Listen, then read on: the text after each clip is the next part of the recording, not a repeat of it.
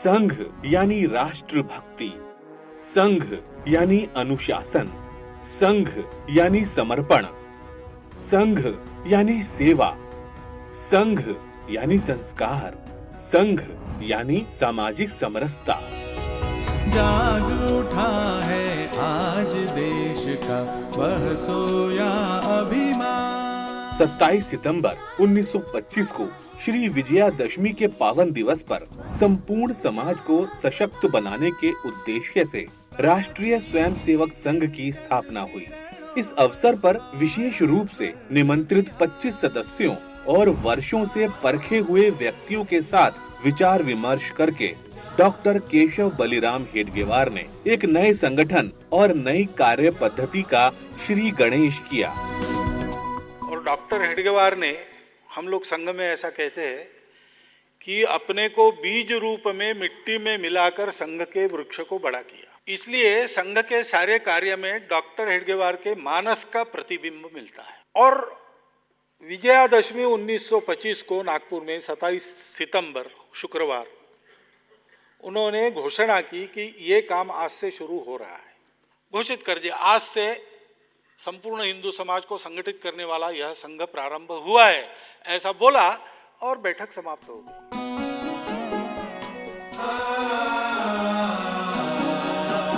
संघ स्थापना की इस महत्वपूर्ण बैठक में भाऊजी कावरे, अण्णा सोहनी, विश्वनाथ राव केलकर, देवघरे, नारायण राव वैद्य, बापूराव भेदी, अण्णाजी वैद्य उपस्थित लोगों में प्रमुख थे।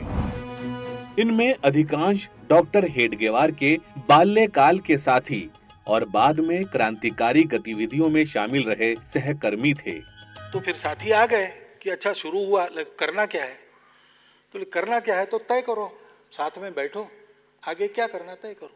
उस दिन हमारी शाखा नहीं शुरू हुई, ये शाखा बात की बात है। आओ नौजवान मिलके देश को बढ़ाए हम, आओ नौजवान मिलके देश को बढ़ाए हम, देश को बढ़ाए मिलके क्रांति गीत गाए हम। संघ की शुरुआत भी अपने आप में एक असाधारण तरीके से हुई।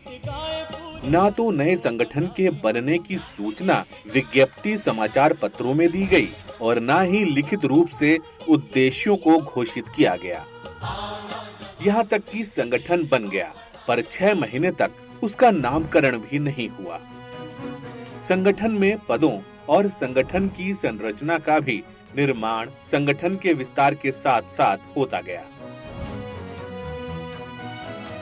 संगठन की स्थापना होने के बाद एक बैठक हुई, जिसमें प्रथम कार्य को करने हेतु चर्चा हुई, और वह कार्य था नागपुर से 60 किलोमीटर दूर रामटेक में रामनवमी के अवसर पर लगने वाले मेले में स्वयंसेवी सेवा गतिविधियां आयोजित करने का। लगभग 7 माह बाद 17 अप्रैल 1926 को डॉक्टर जी के निवास पर चर्चा के दौरान संगठन के नाम के लिए प्रस्ताव सामने आया, जिसमें 25 सदस्यों ने अपने अपने मत व्यक्त किए, जिसमें से 20 सदस्यों ने राष्ट्रीय स्वयंसेवक संघ नाम को उचित समझते हुए इसके समर्थन में अपना मत दिया। 5 सदस्य जरी पटका मंडल नाम रखने के पक्ष में थे, जबकि तीसरे विकल्प भारतोद्धारक मंडल पर किसी की सहमति नहीं थी। इस प्रकार लोकतांत्रिक रूप से चुने गए नाम राष्ट्रीय स्वयंसेवक संघ को अंगीकार कर लिया गया। डॉक्टर हेडगेवार ने ऐसा नहीं कहा कि राष्ट्रीय स्वयंसेवक संघ शुरू हुआ, उन्होंने संघ शुरू हुआ ये कहा। और लोग जैसे शाखा में लोगों को लाने लगे तो लोग पूछने लगे आपका संघ कौन सा है? तो उन्होंने डॉक्टर साहब को पूछा कि अपने संघ का नाम क्या है? तो डॉक्टर साहब ने कहा तय किसने किया है, बैठो और तय करो। बैठक हुई, 3 नाम प्रस्तावित किए गए, चर्चा हुई, मतदान हुआ और बहुमत से पारित हुआ राष्ट्रीय स्वयंसेवक संघ। डॉक्टर हेडगेवार ने राष्ट्रीय स्वयंसेवक मंडल संघ स्थापना के 2 वर्ष पूर्व तक चलाया था, लेकिन उन्होंने ये नाम बताया नहीं किसी। रघुनाथ राव बांडे इसके अंतरिम या कार्यकारी सचिव नियुक्त किए गए और उन्हें 2 संयुक्त सचिव चुनने का अधिकार भी प्रदान किया गया। यज्ञ हित समिधा तुम्हारी प्रेरणा उद्बोधकारी, त्याग तप की वन्नी धध की स्वार्थ तम को प्रकट करती ज्योति फैली। संघ के सभी स्वयं सेवकों के लिए एक सुनिश्चित गणवेश की आवश्यकता थी। नागपुर के कांग्रेस अधिवेशन में डॉक्टर परांजपे और डॉक्टर हेडगेवार के नेतृत्व में बने स्वयं सेवक दल भारत सेवक समाज का जो वेश रखा गया था, उसे ही इस समय संघ के सदस्यों ने स्वीकार कर लिया। घुटनों तक का खाकी नेकर, खाकी कमीज और खाकी टोपी। आज नागपुर में जहां संघ का केंद्रीय कार्यालय हेडगेवार भवन खड़ा है, उसी स्थान पर उन दिनों सालू भाई मोहिते का पुराना बाड़ा था। यह स्थान एकदम वीरान बंजर था। वरिष्ठ क्रांतिकारी भाऊजी कावरे की सलाह पर डॉक्टर जी ने इस स्थान को दैनिक शाखा लगाने के लिए चिन्हित किया। इन पत्थरों को हटाने और गड्ढों को पाटने जैसे कार्यों में स्वयं डॉक्टर जी ने स्वयं सेवकों का हाथ बटाया। वर्ष 1926 के चैत्र मास में प्रत्यक्ष संघ शाखा का श्री गणेश मोहिते बाड़ा में हुआ। जो संपूर्ण समाज को, देश को अपना मानकर काम करता है, किसी को भेदभाव से, शत्रुता भाव से नहीं देखता, और इसके कारण जिसने समाज का स्नेह और विश्वास अर्जित किया है, ऐसा आचरण करने वाले लोगों की टोली प्रत्येक गांव में, प्रत्येक मोहल्ले में खड़ी हो। ये योजना 1925 में संघ के रूप में प्रारंभ हुई। संघ बस इतना ही है, इससे ज्यादा नहीं। डॉक्टर जी का आत्मनिर्भरता पर विशेष आग्रह रहता था। संघ के प्रारंभ के समय से ही संघ को चलाने के लिए उन्होंने गुरु दक्षिणा के रूप में धन संग्रह की पद्धति को प्रारंभ किया। 1927 में गुरु पूर्णिमा के अवसर पर स्वयं सेवकों ने पहली बार भगवा ध्वज के सम्मुख गुरु दक्षिणा समर्पित की। संघ के अभिलेखों के अनुसार उसमें 84 रुपए और कुछ आने एकत्र हुए। आगे चलकर यह अनुभव किया गया कि संघ में सहजता पूर्वक निर्णय लेने के लिए एक नेतृत्व की आवश्यकता है। 9 और 10 नवंबर 1929 को नागपुर में संघ के सभी प्रमुख स्वयंसेवकों की एक महत्वपूर्ण बैठक हुई। बैठक में संघ की नीतियों और संगठन विस्तार पर विस्तार से चर्चा हुई, जिसमें विश्वनाथ राव केलकर, तात्याजी कालीकर, आप्पाजी जोशी, बापूराव मुठाल, बाबा साहेब कोलते, कृष्णराव मोहरीर, मार्तंड राव जोग और देवईकर ने सहभाग किया था। इसी बैठक में इन प्रमुख कार्यकर्ताओं ने अन्य स्वयंसेवकों से विचार विमर्श करके सरसंघचालक के पद का निर्माण किया। विचार विमर्श की इस पूरी अनौपचारिक प्रक्रिया से डॉक्टर हेडगेवार अनभिज्ञ थे। बैठक के अंतिम दिन जब स्वयं सेवकों की बड़ी सभा हुई तो आप्पाजी जोशी ने बैठक के निर्णयों को सुनने से पहले आदेश दिया, सरसंघचालक प्रणाम, 1 2 3। और स्वयं सेवकों ने डॉक्टर हेडगेवार को सरसंघचालक के रूप में प्रणाम किया। वह एकदम सख्ते में आ गए। कार्यक्रम के बाद उन्होंने अपनी अस्वीकृति का भाव व्यक्त करते हुए आप्पाजी जोशी से कहा, यह मुझे पसंद नहीं है कि अपने से बड़े आदरणीय त्यागी पुरुषों का प्रणाम ग्रहण करूं। इस पर आप्पाजी जोशी ने उन्हें सूचित किया कि यह संघ का सामूहिक निर्णय है और संगठन के हित में आपको अप्रसन्न करने वाली यह बात तो स्वीकार करनी होगी।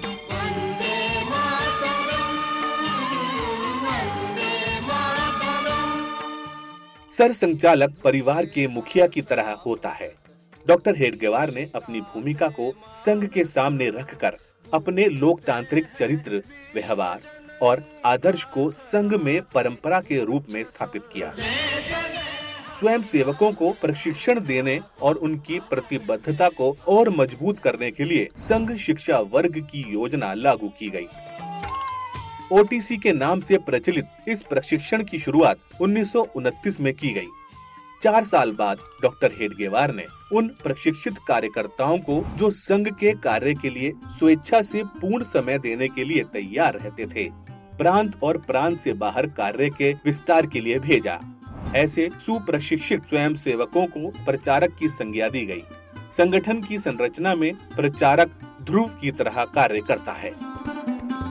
14 वर्ष तक संघ के प्रसार के बाद 1939 में नागपुर के निकट सिंधी नामक गांव में संघ की बैठक हुई। यह बैठक 10 दिनों तक चली, जिसमें डॉक्टर हेडगेवार के अतिरिक्त श्री गुरुजी, आप्पाजी जोशी, नाना साहब टालाटुले, बाबाजी सालोडकर, तात्या तेलंग, कृष्णराव मोहरीर, विठल राव पत्की और बाला साहेब देवरस सम्मिलित हुए। संघ के दृष्टिकोण से यह बैठक अत्यंत ही महत्वपूर्ण साबित हुई। शाखा की नियमावलियां, संघ की प्रार्थना, प्रतिज्ञा आदि बातें इस बैठक में निश्चित की गई थीं। संघ में डॉक्टर हेडगेवार ने सामूहिक नेतृत्व, सामूहिक उत्तरदायित्व और आम सहमति के आधार पर निर्णय लेने की परंपरा स्थापित की। इसलिए संघ का प्रत्येक सदस्य बुनियादी तौर पर स्वयंसेवक होता है। सर संचालक के पद को अधिकतम गरिमा प्राप्त है और उन्हें पथ प्रदर्शक, दार्शनिक और मार्गदर्शक की भूमिका में स्वीकार किया गया। संघ बढ़ता जा रहा है। संघ की संगठन रचना इसे परंपरागत संगठनों से अलग और विशिष्ट रूप से स्थापित करती है। पहले धन, कार्यालय, चंदे की रसीद और पदों का निर्माण करने के बाद संगठन का विस्तार किया जाता है। परंतु डॉक्टर हेडगेवार ने संगठन को बिना नाम दिए, बिना पदों का सृजन किए संगठन खड़ा किया। इसका नामकरण स्थापना के 6 महीने बाद हुआ तो सर संचालक, सर कार्यवाह एवं सर सेनापति जैसे पदों का निर्माण 4 वर्षों के बाद हुआ। आशा पूर्ति का दृढ़ केंद्र बनकर व्रत निरंतर चल रहा है। संघ बढ़ता जा रहा। जब संघ आरंभ हुआ तब विचारधारा के नाम पर एक शब्द था, राष्ट्र, और संगठन में सिर्फ एक ही श्रेणी थी, स्वयंसेवक, और आदर्श के रूप में भगवा ध्वज। जैसे जैसे संगठन का विस्तार होता गया, संगठन की संरचना खड़ी होती गई। शाखा स्वयंसेवकों का समिष्ट रूप है। शाखा में होने वाले देशी खेलों का उद्देश्य व्यक्ति में सामूहिकता के भाव का संचार करना है। तप निरंतर चल रहा है, संघ बढ़ता जा रहा। 3 शब्द तो है, राष्ट्रीय स्वयंसेवक संघ। इन 3 शब्दों पर 3 दिन बौद्धिक देते थे पूजनीय गुरुजी संघ शिक्षा वर्ग में। राष्ट्रीय क्यों है, राष्ट्रीयता क्या है, स्वयंसेवक क्या है, स्वयंसेवक कौन है, और संघ क्या है। संघ यानी केवल कुछ लोगों के संगठन नहीं है, समाज को संगठन। इसलिए संघ में कहने की पद्धति है राष्ट्रीय स्वयंसेवक संघ यानी संघ। यह समाज में संगठन नहीं है, यह समाज का संगठन। संघ में लिखित सदस्यता या सदस्यता शुल्क जैसी परंपरागत संगठन शैली को लागू नहीं किया गया। राष्ट्र के प्रति भावनात्मक प्रतिबद्धता का ध्येय ही सदस्यों के बीच एकता का आधार है। शाखा व्यायामशाला, शारीरिक प्रशिक्षण केंद्र न होकर वैचारिक आंदोलन का नियमित केंद्र है। संघ की चिंतन प्रक्रिया और दृष्टि के अनुरूप संघ में पद के स्थान पर दायित्व शब्द का उपयोग किया जाता है। कार्य महत्वपूर्ण है, न कि वह व्यक्ति जो उस कार्य को कर रहा है। ऐसा ही सभी स्वयंसेवकों को सिखाया जाता है। विजय गाथा कह रही। राष्ट्रीय स्वयंसेवक संघ नाम का जो संगठन है वो करता क्या है, वो व्यक्ति निर्माण का काम करता है। क्योंकि समाज के आचरण में कई प्रकार का परिवर्तन आज भी हम चाहते हैं। हमको भेद मुक्त समाज चाहिए, समता युक्त समाज चाहिए, शोषण मुक्त समाज चाहिए, स्वार्थ भी जाना चाहिए। स्थायित्व, उन्नति व अवनति के समय में दरारों से बचने के लिए डॉक्टर जी ने 2 प्रतिष्ठित पवित्र प्रतीकों को प्रतिष्ठापित किया, भगवा ध्वज और भारत माता की जय का घोष। चिरकाल से भगवा ध्वज त्याग, तपस्या, शौर्य और ज्ञान जैसे शाश्वत मूल्यों का पर्याय रहा है। महाराणा प्रताप से लेकर छत्रपति शिवाजी महाराज तक सभी महान योद्धाओं ने इसकी छत्र छाया में ही युद्ध लड़े हैं। मनीषियों ने इसकी प्रतिष्ठा में गीत गाए हैं, तपस्वियों ने इसकी आराधना की है। भारत माता की जय का घोष भारत को माता के रूप में प्रतिष्ठापित करता है। इन 2 शाश्वत प्रेरणा स्रोतों के साथ स्वयंसेवकों ने बहुत छोटे रूप में राष्ट्रीय स्वयंसेवक संघ को स्थापित किया और उद्यम पूर्वक इसका विकास किया।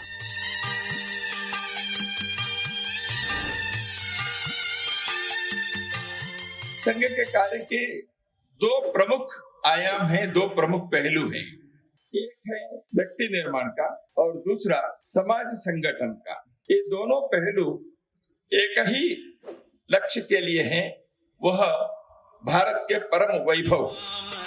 संघ दो स्तंभों पर खड़ा है, सिद्धांत और स्वयंसेवक। इसमें स्वयंसेवक का महत्व बहुत अधिक है, इसलिए अधिक है कि वह संघ अपने जीवन में जीता है।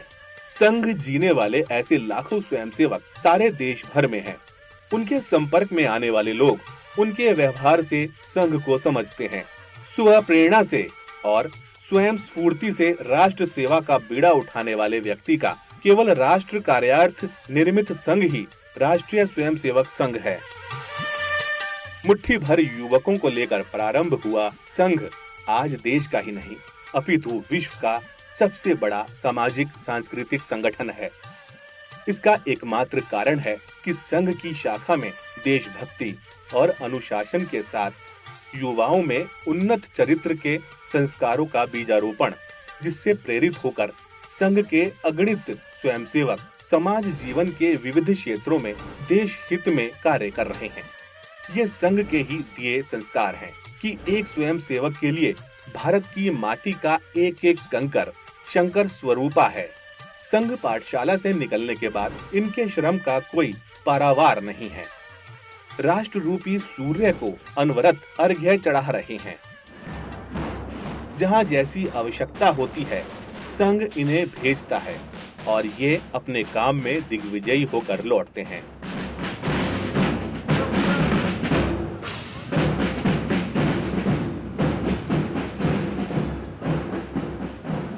ये संघ स्वयंसेवक ही हैं जो राष्ट्र बलिवेदी पर स्वयं को समिधा बना देते हैं और मां भारती के पावन चरणों में बैठकर उनके चरण पखार रहे हैं।